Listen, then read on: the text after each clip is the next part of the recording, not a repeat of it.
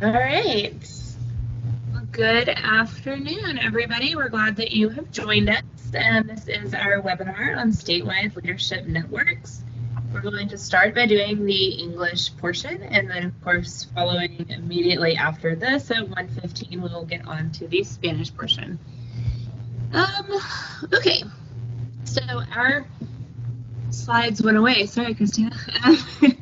Partners Resource Network is the nonprofit agency that operates a statewide network of parent training and information centers. We have the PATH Project, the PEN Project, and the TEAM Project. And we are a federally funded agency through the Department of Education and Office of Special Education Programs, known as OSEP.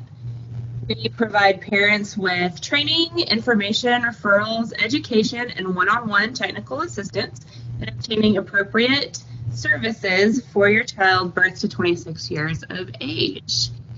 So I did not introduce myself. I apologize for that. I am Megan Sanders, Training and Evaluation Specialist for Partners Resource Network. And the other lady joining me today is Christina Henning, who's the Director of Statewide Services. We also have two guest speakers coming from the Texas Education Agency, or TEA, and that will be presenting on the statewide leadership networks today.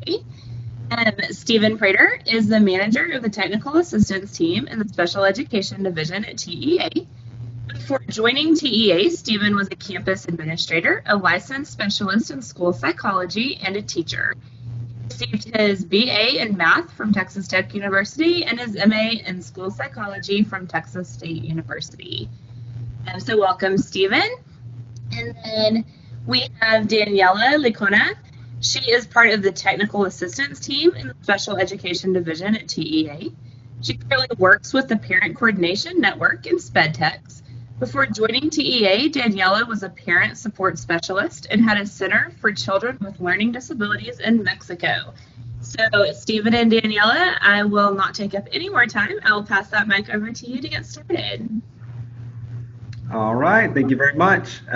Like they said, my name is Stephen Prater. I'm the manager of our technical assistance team here in the special education division at TEA.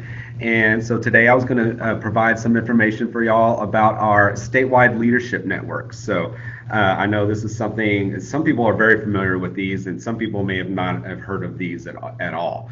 And so hopefully this will shed some light on what a network is, why we have networks, how they work, what our current networks are, and then we're going through a redesign currently, what that looks like and how that's going to change for next year and our process of going through that redesign. So hopefully this will be informative and answer several of your questions. And I apologize up front. I'm probably going to go back and forth between slides. So if you see me clicking back and forth a lot, that's why. Only because I feel like some slides kind of go together, but I didn't want to put too much information on a slide so it's hard to read. So, all right.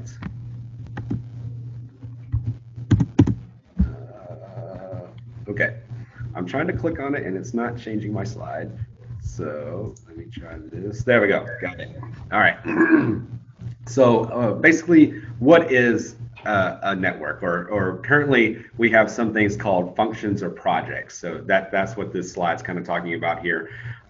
Over the past 10 to 15 years, the statewide leaderships were established to help us provide some guidance and leadership around some special education areas. Okay, so currently we have 16 statewide leadership functions or projects. The leadership functions are what we commonly call the networks. And so what they do is they provide training, technical assistance, materials, and leadership in some identified area of need across the state.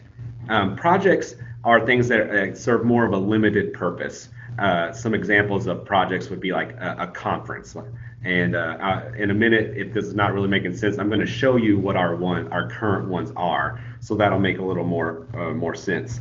But currently, all of our networks are held by one of the education service centers. So across Texas, there's 20 regional areas. Texas is split up to 20 regional areas, and each of those areas has a education service center. Okay, and so right now all of the networks are held as a lead by one of those service centers. Okay, and my next slide will probably make a little more sense with what I'm talking about, so I'm going to go ahead and switch to that slide.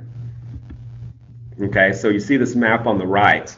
That kind of shows how the state's divided into the 20 educational regions. And so there's an education service center at each of those regions.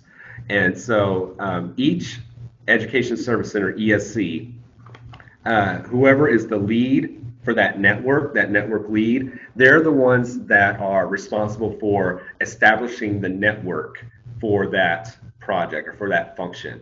And so each ESC, each of those 20 ESCs has a member at the ESC that's a member of that network. Okay, so and I have another slide here in a minute that'll kind of make a little more sense with this too. But basically, whatever ESC, whatever education service center is the lead for a certain network or a certain project, they are in charge of coordinating that network across the state, that statewide network of each ESC person and all the other service centers to achieve whatever the goals of that function or project are. So each function or network or project has their own goals and own information that they need to put out. So I'm going to go ahead and switch to my next slide, but I'm going to come back to this slide in a minute to kind of make more sense with the points I'm trying to make. So I give an example here of one of our networks that we have, Progress in the General Curriculum. So that network is held at Region 20 in San Antonio. So Region 20 would be considered the lead of that network, of that Progress in the General Curriculum network, okay? And so, but at all the other 19 ESCs around the state, so I'm gonna go back to this map here. So you see Region 20 down here. I don't think I have a pointer or anything I can use to point. Can you all see? Yeah, I can see my arrow there. Okay, so here's Region 20 here. This is where the ESC is in San Antonio. So that's where this that's the ESC where this network is lives. You know, where the lead for the Progress in General Curriculum network is. But all these other ESCs in every other region has a person in the network called like the network person, the Progress in General Curriculum network person. So for example, at Region 15, they would have a Progress in General Curriculum person at their service center. Region 7 would have a person. Region 19 would have a person. So every other service center has a person in that network, okay? So I'm gonna go back to this other slide. So whatever products, whatever resources, whatever trainings, whatever information that Progress in the General Curriculum network comes up with, they will meet with their network members either in person, maybe virtually, maybe by email, however it is. They coordinate their network together, and then all those network people at all the other service centers are responsible for giving that information out to that region. So for example, the Progress in General Curriculum network person at Region 15 is responsible for giving out information about the Progress in the General Curriculum network to all the parents and the service center, the school districts in Region 15. And another thing that they are responsible for is if there's questions about something with the Progress in General Curriculum, school districts, parents, any kind of stakeholder can contact their region's service center. So for example, school districts or parents in Region 15 can contact the service center in Region 15 and ask to talk to the person in Progress in General Curriculum network, and then that person can inform the rest of the network lead or the rest of the networks about questions or things that are coming up in their region.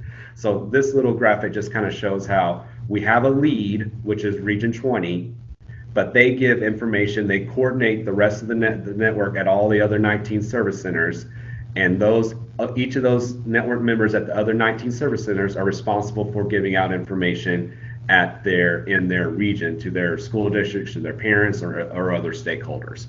So that's kind of a general overview of how networks work. All right, so what I wanted to do next is, hopefully this link will work, is I just wanted to actually show you on our TEA website where you can go and find more information about the networks that we have. So instead of making a bunch of slides describing each network, this website I'm going to show you is actually going to show you, it's going to give information about each network, and so we'll go through that information together, and then I'll click on a few of them that may be of interest to you all, like our parent coordination network, and then example of like the SPED text website. It's also listed there because that's listed under the projects. So let me click on this. Hopefully it'll work, and then it'll give you some information about what our current functions and projects are. That works. All right. All right, so this is, you can see this is on our TEA, Texas Education Agency website, so tea.texas.gov. And if you put in the search box, if you put statewide leadership functions and projects, you should come to this page here. Sorry, I got a little bit of cold, so my nose sounds stuffy and my throat is dry. But all right, here we go. So here, there's the statewide leadership functions. You can see them listed here. We'll go through each of these. I'm just kind of showing you what the page looks like. And then down here at the bottom, it says statewide leadership projects. So remember I said earlier, there's functions and there's projects. So functions, like I say, is what we generally call the networks. They are providing the statewide leadership and guidance in these certain areas. And then the projects are, like I said before, is a little more limited. They just serve maybe a more specific, narrow focus. And so like I say, we'll go through each of these one by one really quickly. All right, so the first one there, that progress in the general curriculum, that's the one I kind of used for the example that I was giving. That's at Region 20. Basically what that is that's concentrating on inclusive services, trying to get, because our students with disabilities, they are served, the majority of them are served the majority of their time in general education classrooms. And so they give a lot of good resources and information about how to make the students with disabilities time in the general education classroom the most effective that it can be, so that's one of our goals. So that progress in general curriculum, that gives a lot of resources about that. The second one there, low incidence disabilities, that's at Region 3. And basically what that is about is a network for those students who have like severe and profound cognitive disabilities. They're medically fragile, or they may be deaf-blind. Those are the examples they list there. These are just resources to help those students. So help those students, help their families, help the schools who serve them. So that network there deals with those students with those low incidence disabilities, those severe and profound cognitive disabilities, or medical fragile or deaf-blind type of disabilities. The next one there is that parent coordination network. So that's the network specifically for parents to help them, give them information about special education, to give them ways to provide information to us. And so that parent coordination network, I'll click on that one here in a minute just so you can see what that website looks like in case you're not familiar with it. That's with Region 9. The next one there is the Texas Assistive Technology Network with Region 4.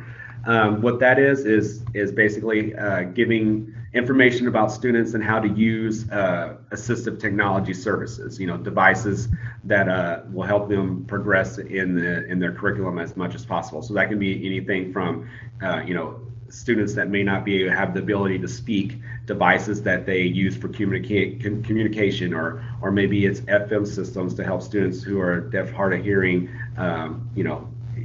use those systems in the classroom. So that assistive technology network, there's really one of the main things they do is they have a library, a lending library, where if school districts, instead of buying an expensive piece of equipment that they're not sure is even right for their student, they can rent that equipment, try it out, make sure it works, and if they find out, yes, this is what we need for our student, then they can go about buying something that they know the student needs, instead of just buying something and it not be the right piece of equipment that the student needs. The next one there, the Texas Behavior Support Initiative, that's also with Region 4. That is about behavior and trying to set up positive behavior supports in all of Texas schools. That their main thing is PBIS, the Positive Behavior Interventions and Supports. So they have a lot of information about that on their website. The next one, Texas Secondary Transition and Post-School Results. That focuses on students with disabilities transferring from their high school career into the post-school, their post-school career, their post-school goals. So that is the main concentration. That's with Region 11. The next one is with Region 13. That's the Texas Statewide Leadership for Autism. Basically, it's really simple. They just give they have training, technical assistance, support, everything for educators who serve students with autism. I believe they have a lot of things on there for parents also, even though it doesn't list it there. I believe they have a lot of information for parents that have students with autism. The next one there, services for the blind and visual impaired. That's Region 11. I mean, it's exactly what it sounds like. That population of students who are blind and visually impaired. This just is a network to make sure that they have those supports and access to general curriculum and any other assistive technology needs that they may need to compensate for their visual loss. So, and then the next one, services for the deaf and hard of hearing. Same thing. They provide leadership, technical assistance, support for those students who are deaf or hard of hearing, and both of those are at Region 11. So those are the areas now that we call networks. So I think there's currently 9 of those. And then down here are these statewide leadership projects. So like I said, these have a little more of a narrow focus. So that first one listed there is the legal framework. That's with Region 18. And basically what that is, that gives a searchable way, all the laws for special education, they are listed there. And most of the time they're written in kind of a little more friendly way to read instead of just like a cut and paste of the law. And so and I'll click on this one in a minute too, just because I think it's a good resource for parents to know about. And then that way you can kind of see what it looks like and how to click on things and search for things using the legal framework. The next one, the Texas Autism Conference. So not only do we have an autism network that was with Region 13, but we also have a specific statewide Texas Autism Conference that's ran by Region 2. And so that there's that, if you click on that link there, it'll just take you to information about the Autism Conference. The next one, Texas Initiative for Disproportionate Representation in Special Education. That's with Region 1. And that gives resources for schools, school districts, parents, anyone about addressing disproportionality. So about making sure that certain groups are not overrepresented in special education or discipline and things like that. The next one is the Special Education Information Center. That's what we commonly call SpedTex. That's with Region 10. So that is the website where if you have questions about special education or they have a chat feature, they have email, they have a number you can call. Well, I'll click on this one too, just in case people aren't familiar with that one, then they can kind of see what that looks like. But they are a really good resource for any kind of questions that you have about special education. And the last one there, the Evaluation Conference, that's with Region 12. That is just a conference that's put on. It's typically for diagnosticians, school psychologists, LSSPs, speech and language pathologists, anybody that does evaluations involved in special education. This conference is mainly for that personnel. So here are our 16 networks, current networks and projects that we have now. So if you ever want to come here and click on any of these to find out more about them. This is the website here. It's our main website, tea.texas.gov. And then if you just search the main title here, which is Statewide Leadership Functions and Projects, it should take you right to this website. So I'm just going to click on a couple of these just to show you kind of what they look like. So I'll click on the Parent Coordination Network one. Okay, so here's the Parent Coordination Network website. And then you can see that they have the parent survey listed here, projects they're working on, resources.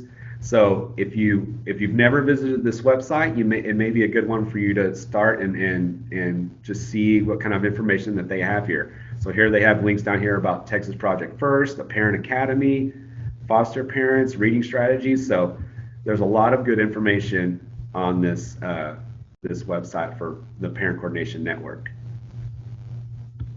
All right, So I'll click on a couple more that just may be of interest to you all.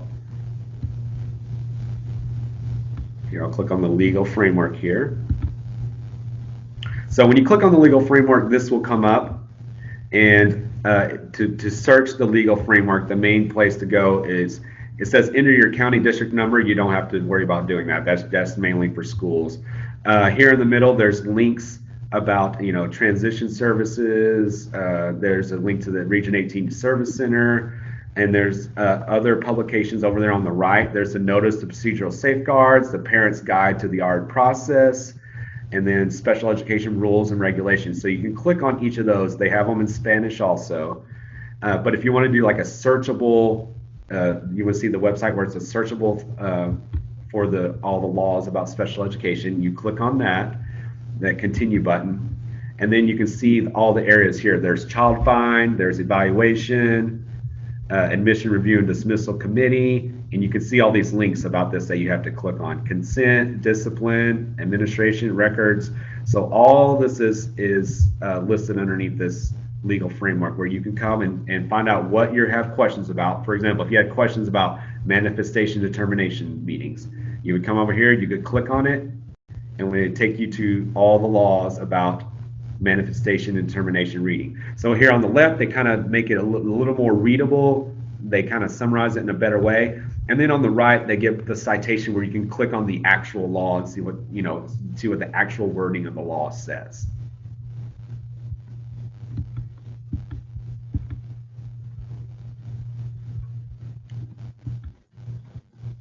I'm trying to get back to this. There we go.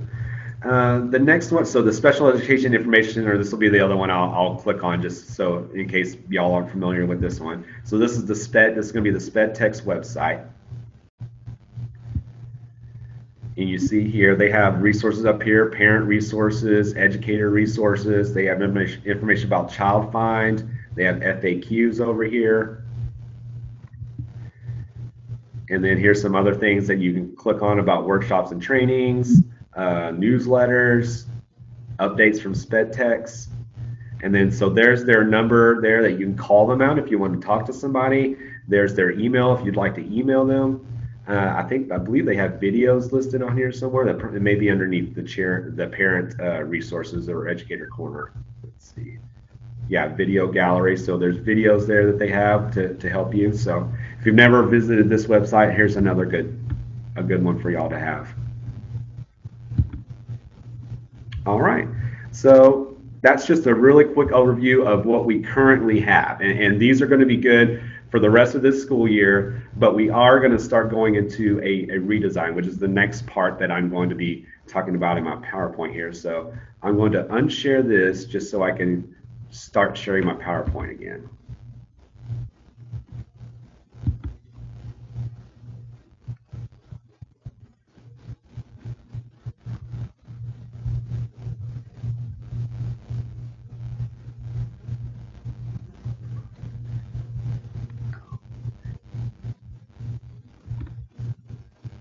All right, here we go. All right, so let me go on. There we go. Okay, so we are redesigning the statewide leadership networks, okay? And so this just gives it a little information about what we're doing, okay? So what we did is we have done a lot of interviews, surveys, we did focus groups, and we gathered information from administrators, teachers, parents, and even students and people inside and outside of TEA. We visited all 20 of the regions to gather this information. And after that, we gathered all this information about needs and what students and parents and educators are looking for. What was decided is that those 16 networks and functions and projects that we currently have, we're going to condense those into 10 statewide leadership networks. So beginning in the 1920 school year, those 16 networks and projects will be condensed into 10. So that if you see my third bullet there, it says much of the work from the 16 functions and projects will continue to live under one of the new 10 networks. But there's also going to be some new areas of work. So much of the work that's been done is going to continue in some way And then we're also going to have these new areas of focus that I'll get to here in a minute when I start talking about what the new networks are. The main goal of this redesign was to encourage more collaboration between our ESCs, that's the Education Service Centers at each of the regions, Institutes of Higher Education, which we commonly call IHEs, and the leadership networks. We were hoping to streamline the efforts between these networks. We want to better leverage their resources, and we want to kind of avoid duplication of efforts. So we're trying to foster more collaboration overall.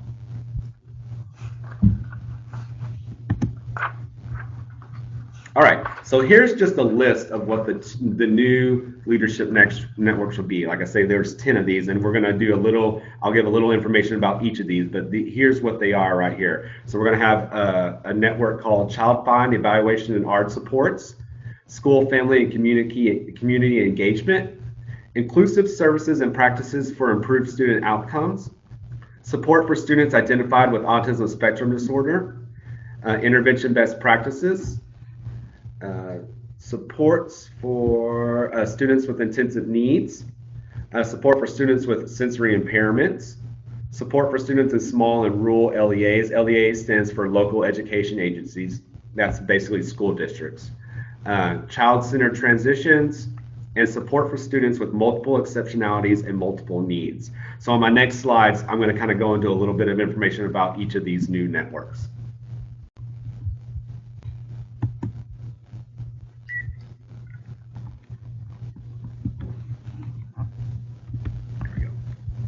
Okay, so that first one, Child Find Evaluation and ARD Supports.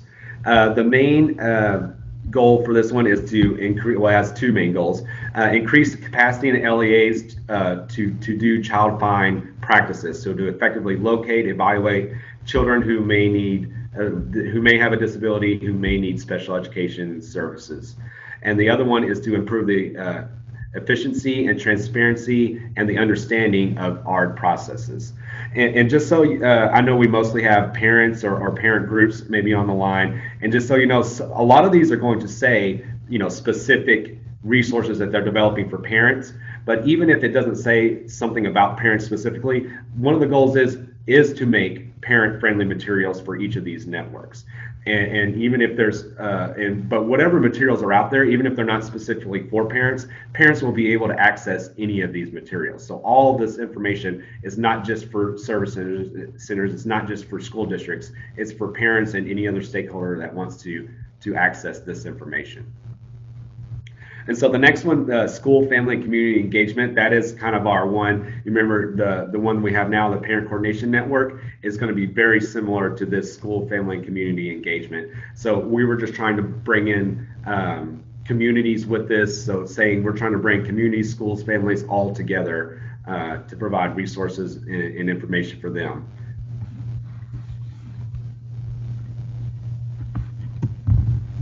I don't know why it won't switch with my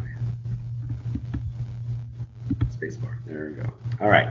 Inclusive services and practices for improved student outcomes. So again, this is to increase LEAs, so school districts' capacity to implement evidence-based models of inclusion and inclusive practices. So if you remember one of the networks I talked about before, the Progress in General Curriculum, a lot of that work will continue under this network here, with plus some new goals and new things that we want this network to do. But a lot of that inclusive resources about inclusive services for students are going to be under this network now. Support for students identified with autism spectrum disorder, very similar to the one that we already have now with Region 13. Again, the main thing with all these, though, is that there's going to be new initiatives or new goals, new things that are going to be happening with these networks. We're not just continuing the same network and then changing the name. We have new goals and things that we want to have with these new networks, but we also didn't want to completely throw out everything that we've done in the past. So a lot of the things from the Autism Network with Region 13 will come under this one with new things that we're going to be developing and new goals that we have for this network. Another one is going to be called Intervention Best Practices. So this is going to help us for developing frameworks for all students to help with academic, behavior, and social achievement. So this is where things like response to intervention, the PBIS, positive behavior intervention supports, and some new terminology that's coming around the state or the country is called MTSS, which is multi-tiered systems of support. So those types of frameworks, resources, best practices are going to come from this Intervention Best Practices Network. Support for students with intensive needs. This is going to be, this is similar again to that one that was called low incidence disabilities. This one is going to provide those students that not only have like the low maybe cognitive disabilities or and things like that, but this is also going to encompass students that have other severe disabilities or severe challenging behaviors associated with a disability. So students that have those low incidence disabilities are counted in here, severe cognitive disabilities, severe developmental disabilities, or severe challenging behaviors because of a disability. This is where this guidance and resources and supports are going to come from for parents, caregivers, educators, anyone that has contact with those types of students. This network is going to provide those supports.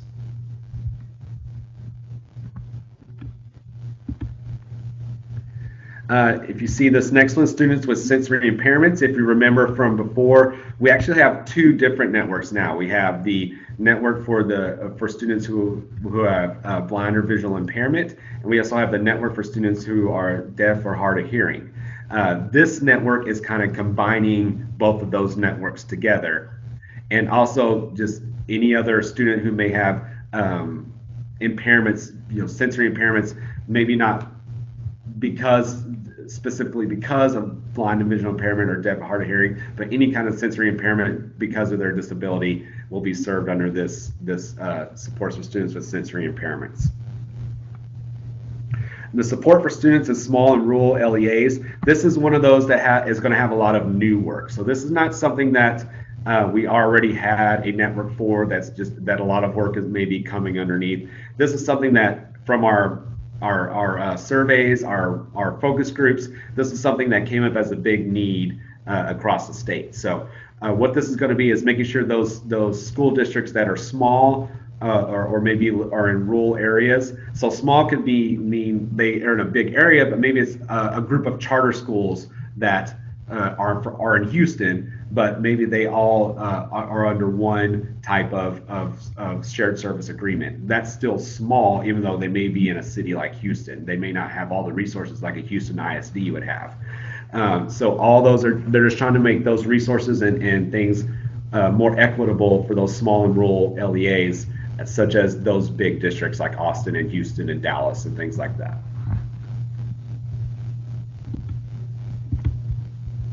The next one is child-centered transitions. If you remember from before, we have the one where the network now about transitions concentrates mostly on students transitioning from their high school to their post-school lives.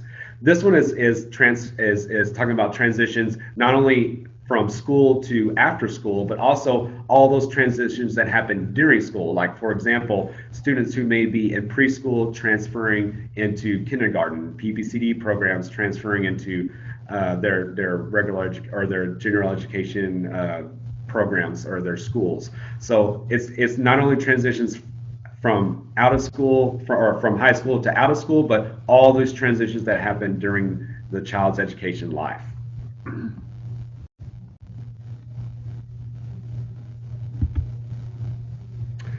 Support for students with multiple exceptionalities and multiple needs.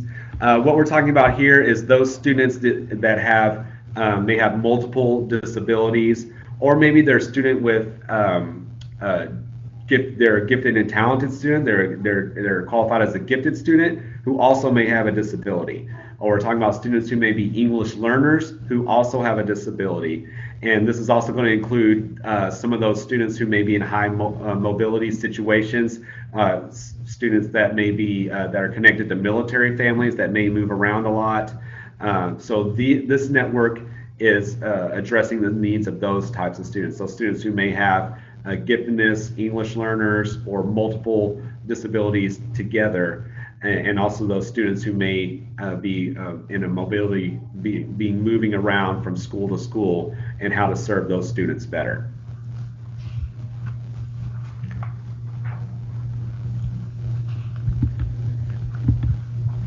Okay, so that was a big just overview of what our new networks are going to look like. So how are we going to know who's going to lead these new networks? Okay, so these next few slides kind of give you an overview of our process of picking who is going to run these networks. Were you okay on time? Okay. All right. Sorry.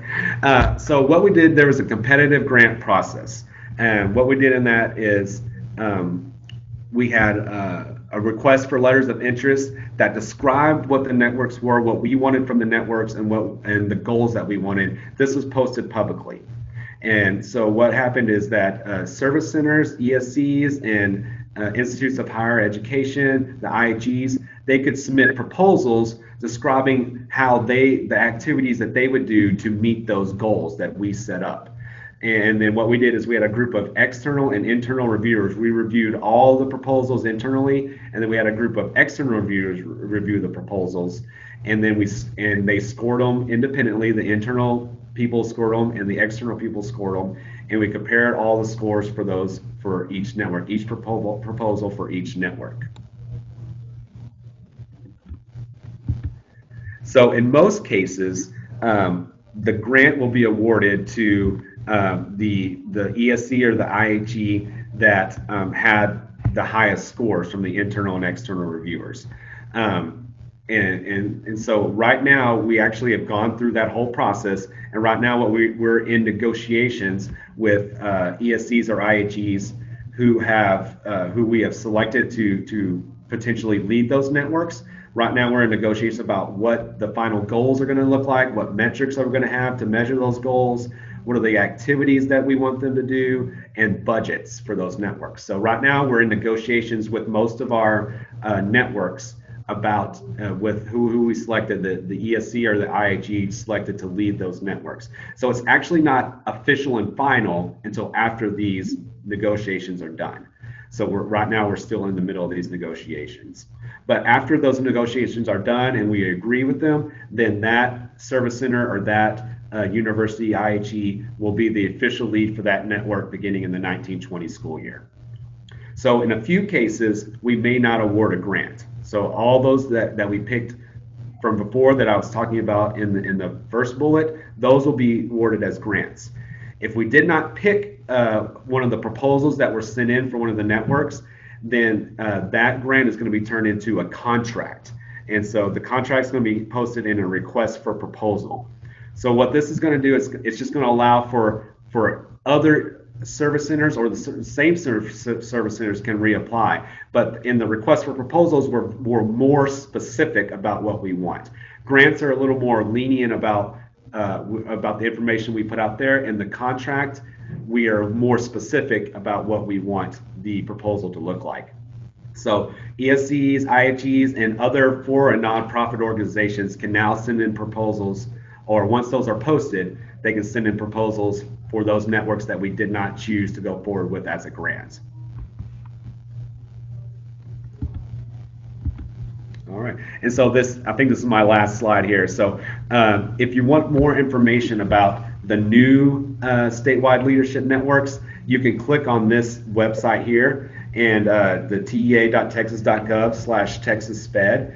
And they're actually on our website. You can see we have a little video that talks more about each of the networks. You can see the surveys that we conducted and the results of those surveys about the networks. So there's a lot of more information about the networks on this website here. I was going to click on it, but I didn't want to. I think I went a little bit long on my time, and so I won't do that at this time. But if you go here, you can find more information on this website.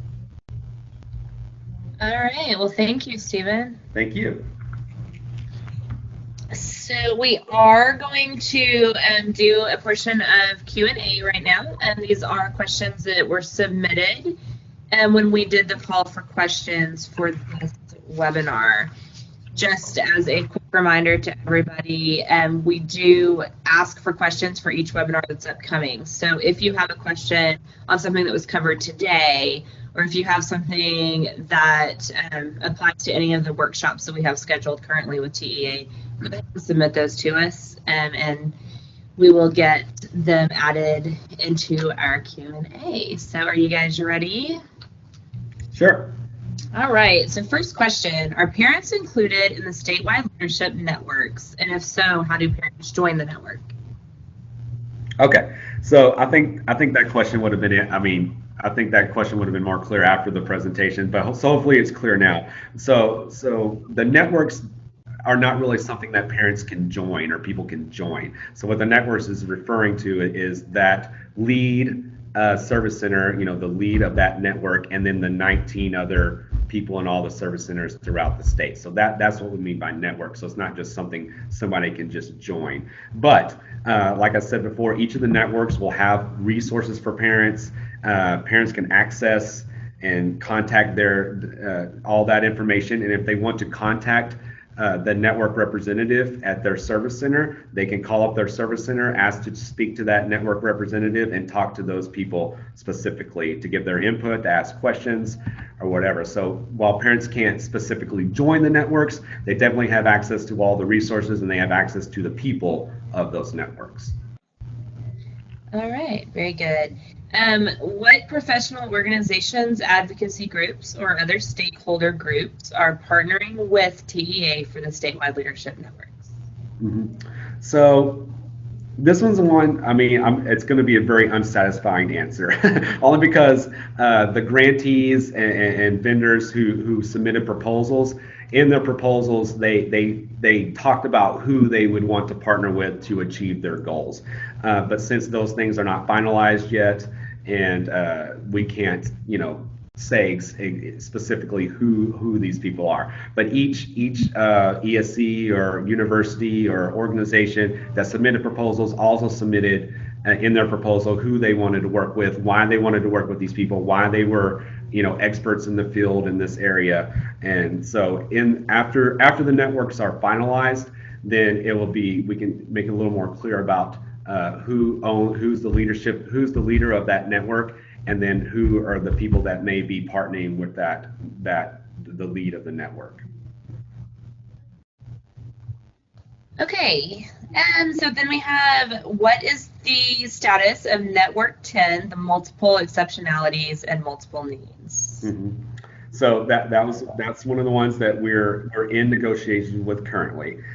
So once that has been, like I say, that has been finalized, and we're good with the network lead, the potential network lead, and TEA are good with all the goals, all the metrics, all the activities that they say that they're going to do. Then once that's finalized, then we can kind of share who that's going to be. But at this time, I can't say who we're in negotiations with for that. Okay, and then a follow-up to the Network 10, what guidance is available now regarding evaluating students suspected of being gifted and having a specific learning disability, and what guidance is in the works? Okay, yeah, so it's kind of a long question, and so really, since that Network 10 is still in the negotiation process, but there is a website called Equity in GT. And so what that website is, this is the resources now that we have available. Since we don't have the actual Network 10, the students with multiple exceptionalities and multiple needs. So that one's not up and running yet. This Equity in GT website, which is www.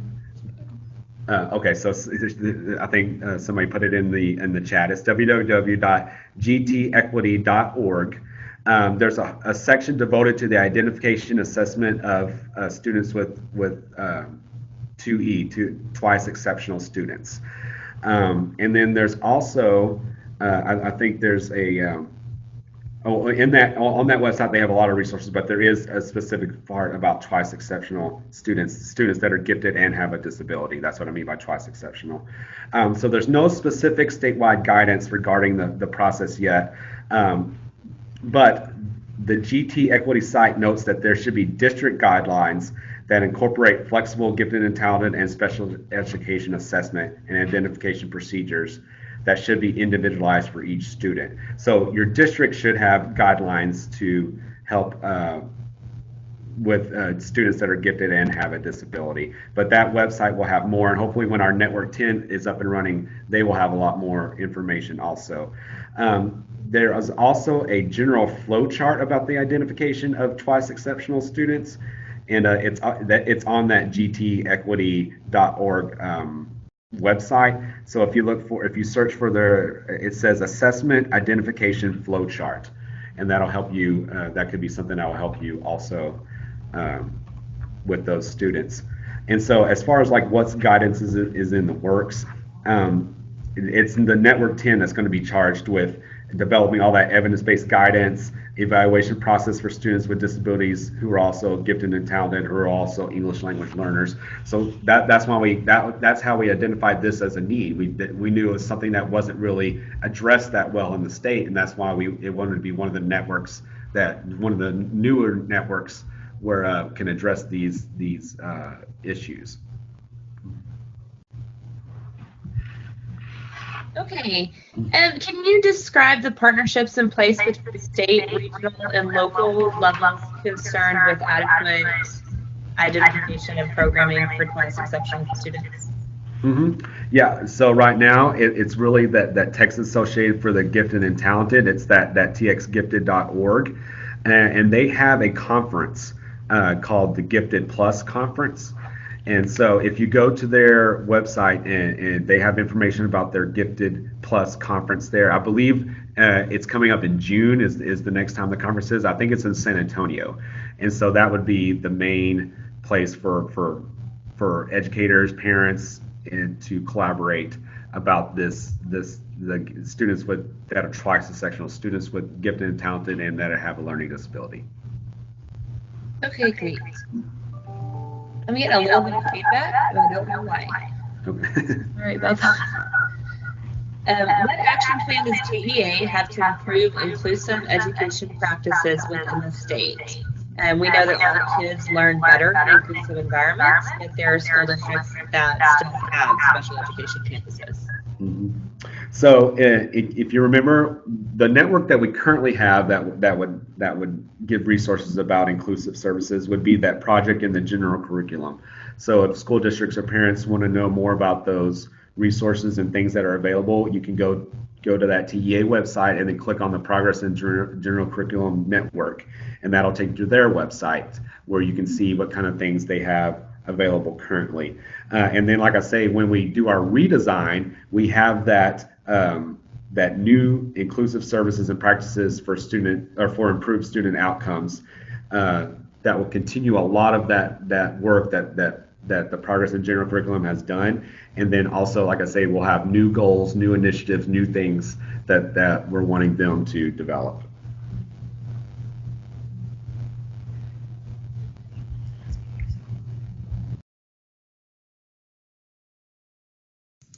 Okay.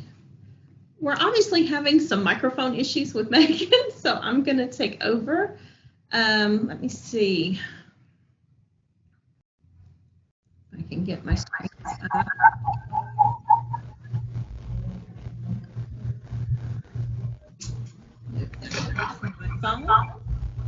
Now I'm actually sorry.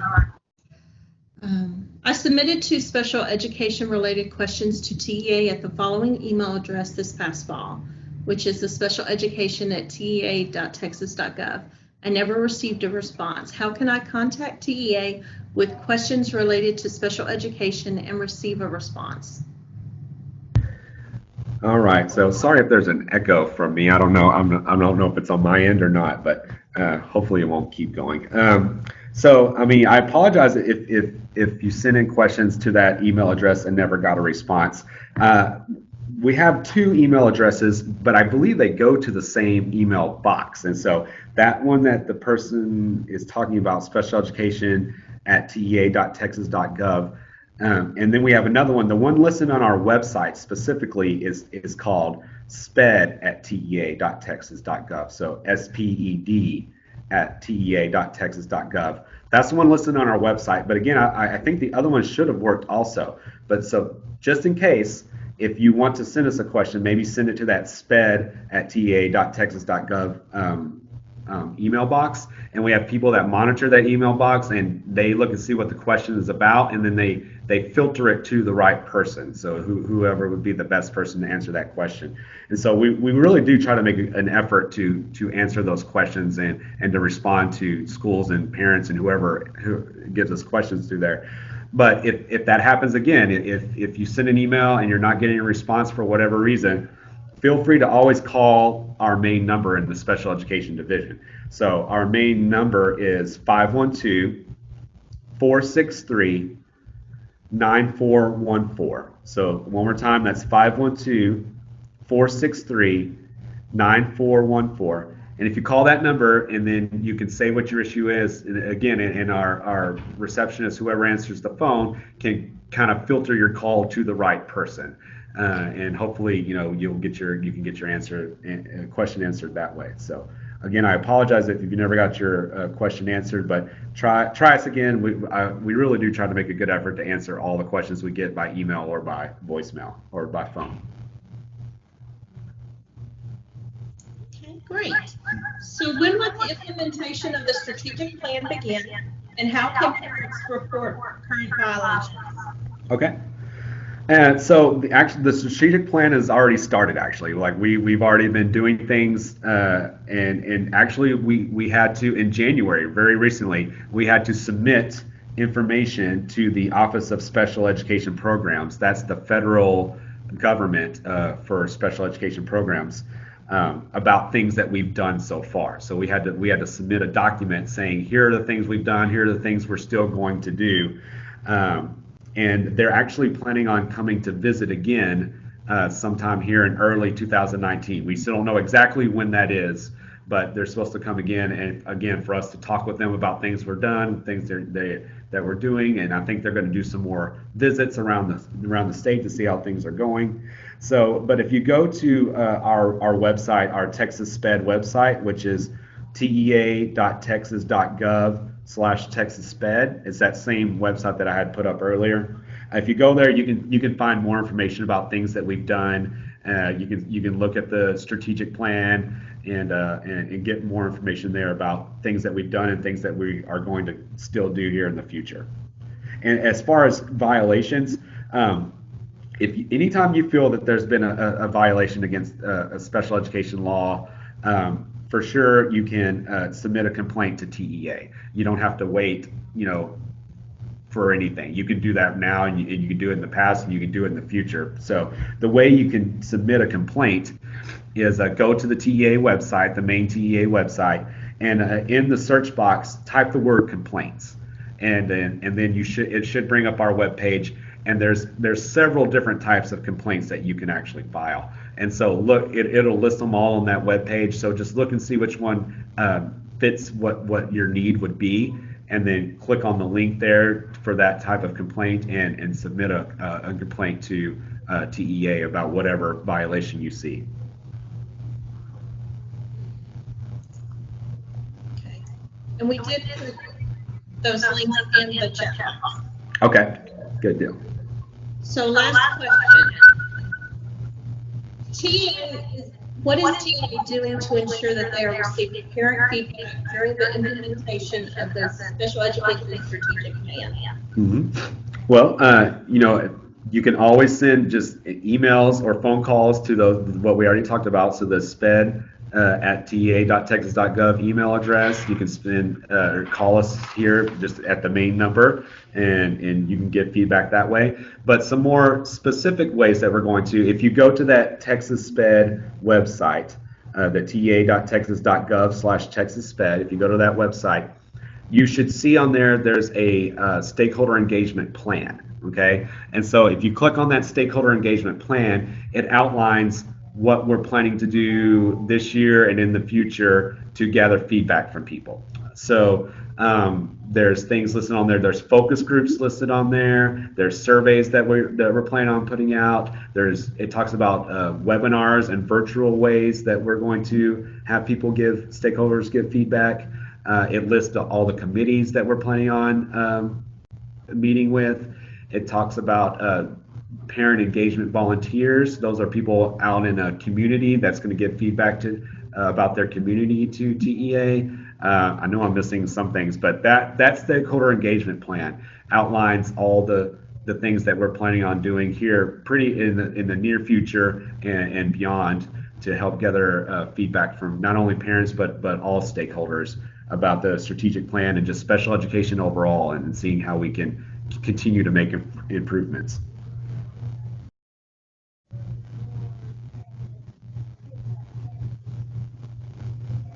Okay, I switched. Can you hear me?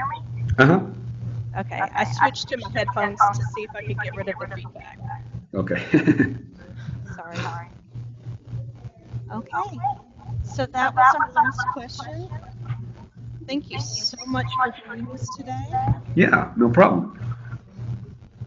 Thank y'all for having us. Thank y'all for asking. This is the type of thing we want to do more often, is put information out there that people want to hear about, and then gathering feedback from people and trying to answer their questions. So thank y'all for giving us the opportunity. Thank you, Stephen. Megan, I think you sound better than me now. Do you want to try? Sure. You guys are still going to get some feedback, but I'll get you out. Hey, Christina, can you flip over the slides? Perfect. Okay, so this is just a list of upcoming 2019 statewide and collaborative webinars we have going on. So the next one will be Tuesday, February 26th, again at 12:15, and then 1:15 for the Spanish version. We are doing students' rights when disciplined for a behavioral incident. So I know that this is a big issue and it piques a lot of parents' interest. And please make plans to join us for that. And then, as I mentioned earlier, be sure and submit any questions you have in regards to discipline and behavioral issues before this webinar. And I think our last day to submit is coming up on Thursday. So get those questions in, please, just as quickly as you can. And we are going to post the link in the chat box as well for you guys to grab so that you can go submit those questions. All right, if we can flip back so I can talk about the other ones. I'm sorry. There we go. March 26th, we're doing progress monitoring. And then on April 30th, we're going to finish up this round of collaborative webinars with extended school year and ESY. So just make plans, save the date to join us for those. All right. Okay. So on Tuesday, February 12th, again at 12:15, we are bringing back Ms. Brandy Timmons, who did our Back to School Basics webinar. She's coming back to do how you can create a climate of high expectations in your child's program. So she is talking about high expectations, and this is really important as we get into the annual ARD season and we're setting these goals, just to be able to know what we can expect from our children and how to go about setting those expectations. So please make plans to join us on February 12th for that one. I think that is everything. So you have our information on the screen in front of you. Again, I'm Megan Sanders, and that is my information. And you can also hit up Ms. Christina Henning at her email listed on the screen. You can find the recordings and the handouts for our webinars on our statewide webinars portion of our website. And you can join us on Facebook, where we do Facebook Lives and share a lot of good information for parents and professionals alike. Thank you guys for coming today, for taking the time out of your day to join us and hear about the statewide leadership networks. Hopefully you have a great day. If you are just now logging in for the Spanish portion, we will be starting that momentarily. Thank you.